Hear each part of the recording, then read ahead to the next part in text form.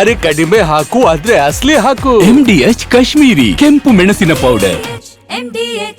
ರಾಯ್ ಸಹೋದರನಿಗೆ ಪೊಲೀಸರಿಂದ ಪ್ರಶ್ನೆಗಳ ಸುರಿಮಳೆ. ಸಿಜೆ ರಾಯ್ ಅವರ ಸಹೋದರ ಸಿಜೆ ಬಾಬು ಅವರಿಗೆ ಪ್ರಶ್ನೆಗಳನ್ನ ಕೇಳ್ತಿದ್ದಾರೆ. ಅಶೋಕನಗರ ಪೊಲೀಸ್ ಠಾಣೆಯಲ್ಲಿ ತೀವ್ರ ವಿಚಾರಣೆ ನಡೀತಾ ಇದೆ. ಸಾಕಷ್ಟು ಮಾಹಿತಿಯನ್ನ ಸಂಗ್ರಹಿಸುತ್ತಿದ್ದಾರೆ ಪೊಲೀಸರು. ಪಶ್ಚಿಮ ವಲಯ ಹೆಚ್ಚುವರಿ ಪೊಲೀಸ್ ಆಯುಕ್ತ ವಂಶಿಕೃಷ್ಣ ಅವರ ನೇತೃತ್ವದಲ್ಲಿ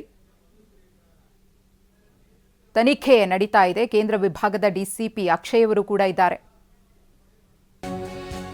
ಒಂದಷ್ಟು ಮಾಹಿತಿಯನ್ನ ಕಲೆ ಹಾಕ್ತಿದ್ದಾರೆ. ಪೊಲೀಸರ ವಿಚಾರಣೆ ಮುಗಿಸಿ ರಾಯ್ ಅವರ ಪುತ್ರ ತೆರಳಿದ್ದಾರೆ ಅನ್ನೋ ಮಾಹಿತಿ. ಅಶೋಕನಗರ ಠಾಣೆಯಿಂದ ಪುತ್ರ ರೋಹಿತ್ ತೆರಳಿದ್ದಾರೆ. ತಂದೆಯವರ ಆತ್ಮಹತ್ಯೆ ಕೇಸ್ ಬಗ್ಗೆ ಅವರ ಪುತ್ರ ರೋಹಿತ್ ಅವರಿಂದಲೂ ಕೂಡ ಪೊಲೀಸರು ಮಾಹಿತಿಯನ್ನ ಕಲೆ ಹಾಕಿದ್ದಾರೆ. ಈ ರೀತಿಯಾಗಿ ಶೂಟ್ ಮಾಡಿಕೊಂಡು ಸಾವನ್ನಪ್ಪುವ ಮುನ್ನ ನಿಮ್ಗೇನಾದ್ರೂ ಕರೆ ಮಾಡಿದ್ರಾ ಅಥವಾ ಅವರ ವೈಯಕ್ತಿಕವಾಗಿ ಒಂದಷ್ಟು ಏನ್ ಸಮಸ್ಯೆಗಳಿರುತ್ತೋ ಅಥವಾ ವಿಚಾರಗಳಿರುತ್ತೋ ಅದರ ಬಗ್ಗೆ ಪ್ರಸ್ತಾಪಿಸಿ ನೋವನ್ನ ತೋಡ್ಕೊಂಡಿದ್ರಾ? ಈ ಎಲ್ಲ ಆಯಾಮಗಳಲ್ಲೂ ಕೂಡ ಕುಟುಂಬಸ್ಥರಿಂದ ಮಾಹಿತಿಯನ್ನ ಕಲೆ ಹಾಕುವಂತಹ ಕೆಲಸವನ್ನ ಪೊಲೀಸರು ಮಾಡ್ತಿದ್ದಾರೆ. ಈ ಕುರಿತು ಮತ್ತಷ್ಟು ಮಾಹಿತಿಯನ್ನ ಕೊಡೋದಕ್ಕೆ ನಮ್ಮ ಪ್ರತಿನಿಧಿ ಪ್ರಜ್ವಲ್ ಇದೀಗ ನೇರ ಸಂಪರ್ಕದಲ್ಲಿದ್ದಾರೆ. ಪ್ರಜ್ವಲ್, ಒಂದು ಕಡೆ ವಿಚಾರಣೆ ತೀವ್ರಗೊಂಡಿದೆ, ಅವರ ಸಹೋದರ ಕೂಡ ವಿಚಾರಣೆಯನ್ನ ಎದುರಿಸುತ್ತಿದ್ದಾರೆ. ಮತ್ತೊಂದು ಕಡೆ ರಾಯ್ ಅವರ ಪುತ್ರ ರೋಹಿತ್ ವಿಚಾರಣೆಯನ್ನು ಮುಗಿಸಿ ಹೊರಬಂದಿದ್ದಾರೆ ಅನ್ನೋದು ಗೊತ್ತಾಗ್ತಾ ಇದೆ.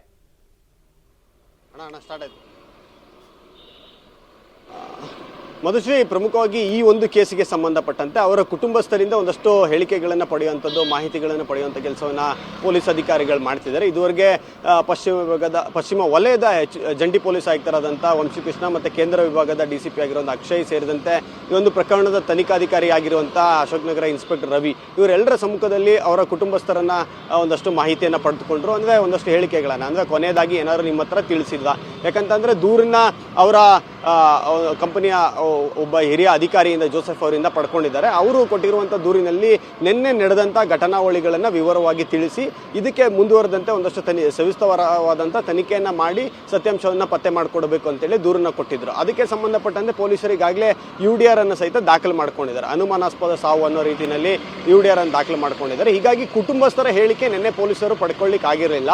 ಕುಟುಂಬಸ್ಥರಿಂದ ಮಾಹಿತಿಯನ್ನು ಕೂಡ ಪೊಲೀಸರು ಪಡ್ಕೊಳ್ಳಿಕ್ಕೆ ಅವಕಾಶ ಸಿಕ್ಕಿರಲಿಲ್ಲ. ಹೀಗಾಗಿ ಇವತ್ತು ಪೊಲೀಸ್ ಠಾಣೆಯಲ್ಲಿ, ಅಶೋಕನಗರ ಪೊಲೀಸ್ ಠಾಣೆಯಲ್ಲಿ ಕುಟುಂಬಸ್ಥರ ವಾದ ಏನು, ಅವರ ಹತ್ರ ಇರುವಂಥ ಮಾಹಿತಿಗಳೇನು ಅನ್ನೋದನ್ನ ಪಡೆದುಕೊಂಡ್ರು. ಪ್ರಮುಖವಾಗಿ ಯಾರ ಮೇಲಾದರೂ ಹೆಚ್ಚಿನ ಒತ್ತಡವನ್ನು ಹೇರ್ತಿದ್ದಾರೆ ಅಂತೇಳಿ ಯಾರ ಹೆಸರುಗಳನ್ನೇನಾದರೂ ಉಲ್ಲೇಖ ಮಾಡಿ ತಿಳಿಸಿದ್ರಾ ಅಥವಾ ಬೇರೆ ಏನಾದರೂ ಕಾರಣಗಳಿತ್ತ, ಇತ್ತೀಚಿನ ದಿನಗಳಲ್ಲಿ ಯಾವ ರೀತಿಯಾಗಿ ವರ್ತನೆ ಮಾಡ್ಕೊಳ್ತಿದ್ರು, ಮತ್ತು ಇತ್ತೀಚಿನ ದಿನಗಳಲ್ಲಿ ಅವರ ಬಿಸ್ನೆಸ್ಸಿನ ಸ್ಟ್ರೆಸ್ಸನ್ನು ಏನಾದರೂ ಹೊರ ಹಾಕಿದ್ರೆ ಅಥವಾ ಬೇರೆ ಯಾವ್ದಾರ ಸಮಸ್ಯೆಗಳಲ್ಲಿ ಸಿಲುಕಿದ್ರಾ, ಇದಕ್ಕೆ ನಿಮಗೆ ಕುಟುಂಬದ ಹತ್ರ ಏನು ಹೆಚ್ಚಿನ ಮಾಹಿತಿ ಇದೆ ಅನ್ನೋದನ್ನ ಪೊಲೀಸ್ ಅಧಿಕಾರಿಗಳು ಕೇಳಿಕೊಂಡು ಆ ಪೊಲೀಸ್ ಅಧಿಕಾರಿಗಳಿಗೆ ಅವರ ಕುಟುಂಬ ನೀಡಿದಂಥ ಮಾಹಿತಿಗಳನ್ನು ದಾಖಲು ಮಾಡಿಕೊಂಡಿದ್ದಾರೆ.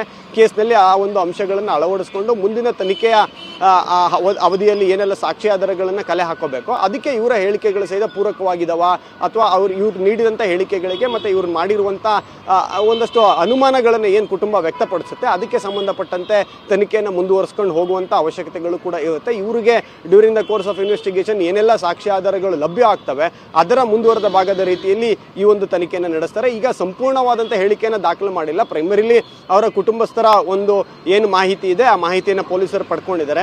ಈಗ ಮೃತದೇಹದ ಹಸ್ತಾಂತರ ಆದಮೇಲೆ ಮುಂದುವರೆದ ಭಾಗದ ತನಿಖೆ ಏನಿದೆ ಆ ಸಂದರ್ಭದಲ್ಲಿ ಒಂದು ಸವಿಸ್ತಾರವಾದಂಥ ಹೇಳಿಕೆಗಳನ್ನು ಕುಟುಂಬದ ಸದಸ್ಯರುಗಳಿಂದ ಪಡ್ಕೊಳ್ತಾರೆ. ಮತ್ತು ಕುಟುಂಬದ ಸದಸ್ಯರು ಏನಾದರೂ ಯಾವುದಾದ್ರು ಪರ್ಟಿಕ್ಯುಲರ್ ವಿಚಾರಗಳ ಬಗ್ಗೆ ಆರೋಪಗಳಿದ್ದಲ್ಲಿ ಅಂಥ ಮಾಹಿತಿಗಳನ್ನು ಪೊಲೀಸರಿಗೆ ಕೊಟ್ಟರೆ ತನಿಖೆಗೆ ಅಳವಡಿಸ್ಕೊಳ್ಳಿಕ್ಕೆ ಸಾಧ್ಯ ಆಗುತ್ತೆ. ಈ ಒಂದು ಪ್ರಕ್ರಿಯೆ ಈಗ ಜಾರಿಯಲ್ಲಿದೆ. ಮಧುಶ್ರೀ, MDH ನ ಕಿಚನ್ ಅಲ್ಲಿದ್ರೆ ನಾವು ಎಲ್ಲವನ್ನು ಮಾಡಬಹುದು. ಬೆಂಗನ್ ಕಾ ಬರ್ತಾ, ಆಲೂ ಗೋಬಿ, ಭಿಂಡಿ ಮಸಾಲಾ, ಇನ್ನೂ ಬಹಳಷ್ಟು. MDH